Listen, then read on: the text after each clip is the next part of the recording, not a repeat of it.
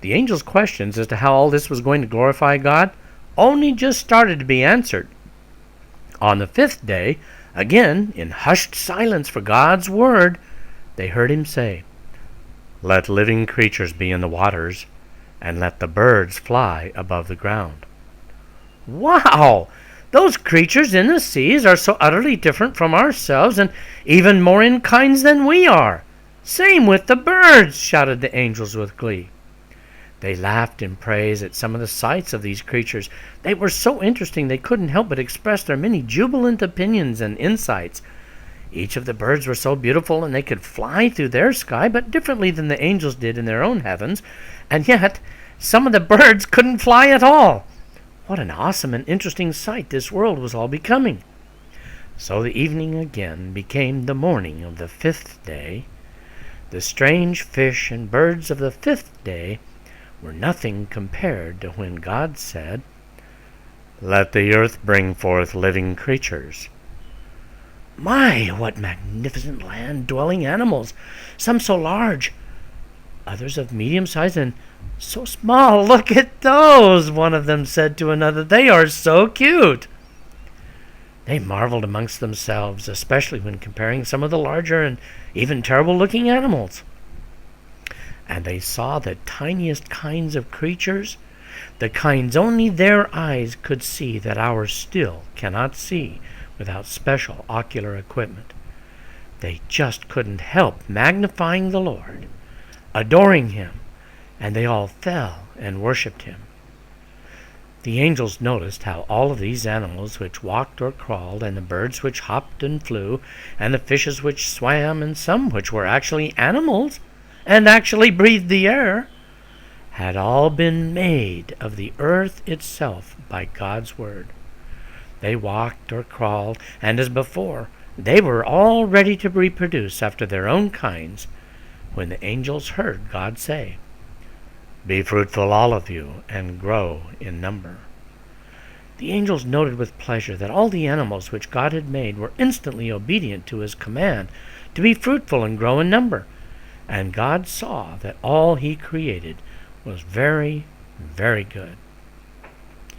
God created his creative work on that sixth day, but we're going to stop here for now. All that God had created was good, perfect, and he was preparing the world for the rest of his creation on that same sixth day. Do you want to hear what else he created? Come back for the next story, and we'll continue, for we still have to tell about the morning that is still to come. Now here are the questions. Turn your player off at the point of the questions and see if you can't answer the questions yourself. If a carpenter decides to build a table, he would first have to go to a class to learn how to build furniture. What did God do to learn how to create the heavens and the earth? God didn't go anywhere to learn how to create. God knows everything without being taught. Question 2. If a carpenter builds a table, what does he use? He uses a board, a plane, a saw, a screwdriver, screws, and so forth. Question 3. What did God use to create all these things that he made? God didn't use a single thing. He created by speaking a word. Question 4. Since God spoke the heavens and the earth into being out of absolutely nothing, and since he made everything else of the material he created, what does that tell us about the nature of our universe, our sun, our planet, and all the other heavenly bodies, and all the things God created, and those things he also made on the earth, from the earth? You have to really think about it, but I think it tells us that the things which seem to be solid to us are more like a vapor to God and the angels in their spirit world. It gives us a hint, doesn't it, that our world will not last? In fact, scientists admit that our sun, upon which we depend for our earthly lives, cannot last forever. It will eventually burn out. And God's word tells us that the earth and the whole universe will be burned up with everything in it, one day certain. Question 5. Name the things that God created during the 6 days of creation. water, light, the sky, dry land, the sun, moon and stars, plants and trees, fish and birds, and animals. And one more thing we'll hear about in Story 3. Question 6. God created all these things. What does this tell us about God? It tells us that God is the one and only most important one. He is all-powerful. Everything comes from Him. God rules over everything.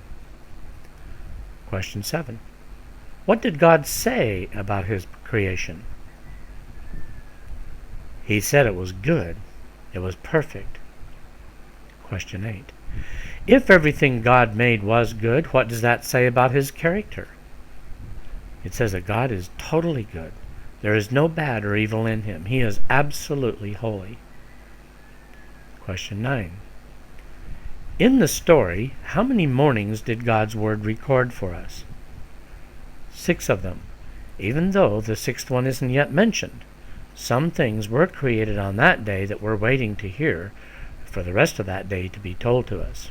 Question 10. What happened to the 7th morning? Well, we're still waiting for it. It must have some interesting aspect that we can't imagine just now.